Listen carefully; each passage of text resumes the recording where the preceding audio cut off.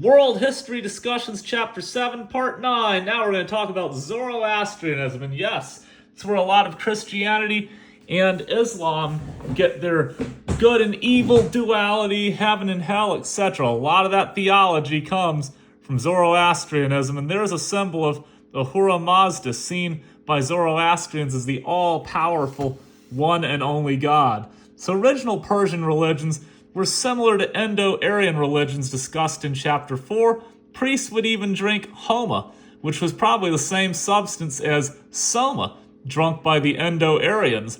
However, eventually Zoroastrianism took root. Zarathustra was its prophet, and Zarathustra, although he probably existed, little is known about his life, career, or even where he lived.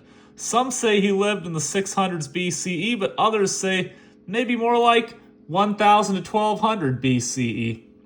He is said to have come from a wealthy family and probably originally believed in traditional Persian religions, but just like the Brahmins we were talking about back in Chapter 4, who eventually got weary of the mechanical rituals and the animal sacrifices, and they left home and lived with the Dravidians and started Hinduism.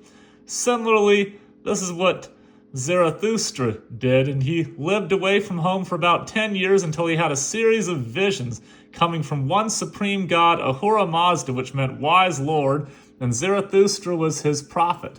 Now, unfortunately, most early Zoroastrian teachings have perished because the priests, known as magi, first transmitted them orally. It wasn't until the Seleucid Empire between 323 and 83 BCE that the Magi started to write down their beliefs in a holy book known as the Avesta. But the Avesta was not completed until the Sasanian Empire between 224 CE and 651 CE.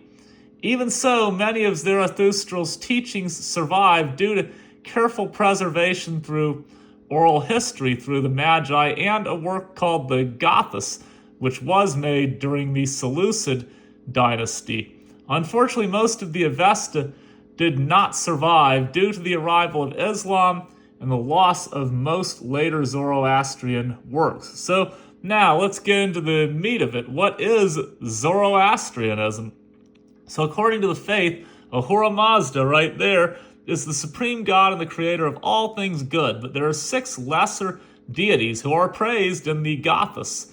There's a cosmic battle with angry Manu, who is the destructive spirit. You can think of him as like the devil. This is where this whole concept of the devil comes from, is Zoroastrianism, the good versus evil duality. And after 12,000 years, Ahura Mazda, the good god, and the forces of good will ultimately prevail over angry Manu and the forces of evil, which will disappear forever.